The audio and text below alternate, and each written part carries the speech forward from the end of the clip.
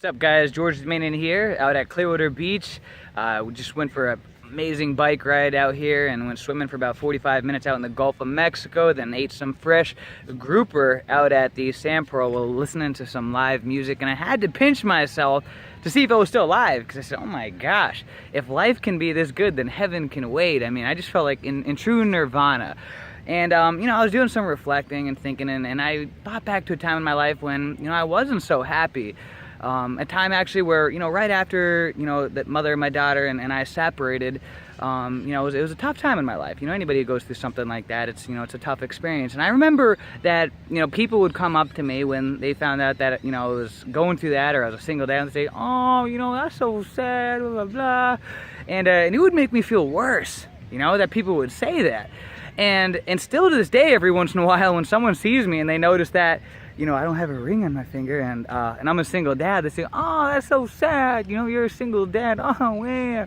And, to me, it kind of cracks me up, because I am so happy in my life. It's like, you gotta be kidding me. I mean, gosh, I love my life. It's so amazing. And so it's interesting, because we love to celebrate, when things begin, right?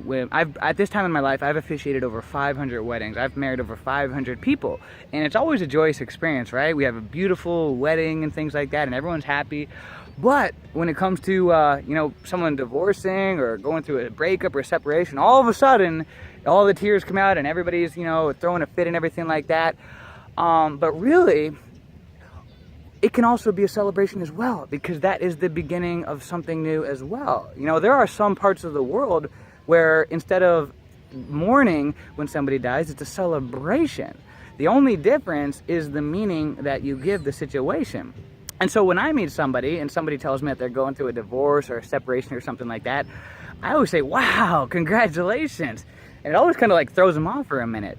But why shouldn't it be a celebration? Because that is the beginning of something new. That is the beginning of a new chapter in their life. It should be celebrated. And I've come to a point in my life where, I kind of like to look at dating and relationships kind of like the way that I enjoy my favorite food, which is, a nice juicy pizza. I love pizza. If I could live off one food for the rest of my life, it would be pizza. I love pizza.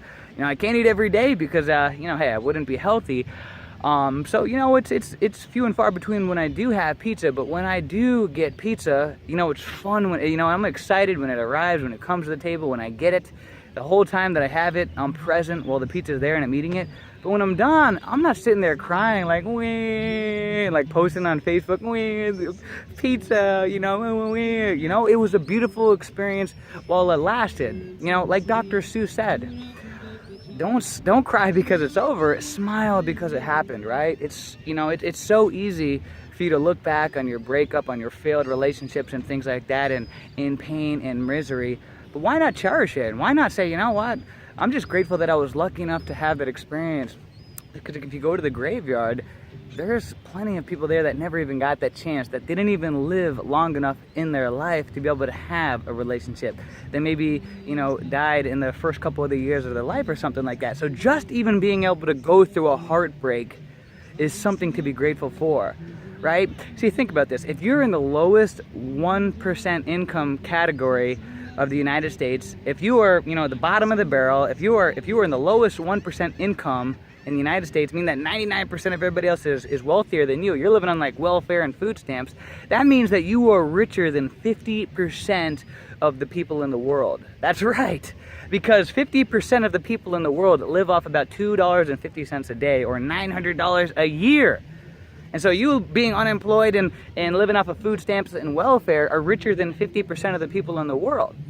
See, when you trade your expectations for appreciation, your whole world begins to change. Instead of, being bitter because of the way that you expected life to be. Oh, well, I expected to be with this person for the rest of my life and blah, blah, blah. Trade that situation for appreciation and your whole world changes. There's so much to be grateful for. Just the fact that you are able to click play on this video and able to watch that is something to be grateful for, because there are people that don't even have a finger or an arm or eyesight or anything, or ears or anything like that, and you have the gift to be able to watch that video. That in itself is something to be able to be grateful for.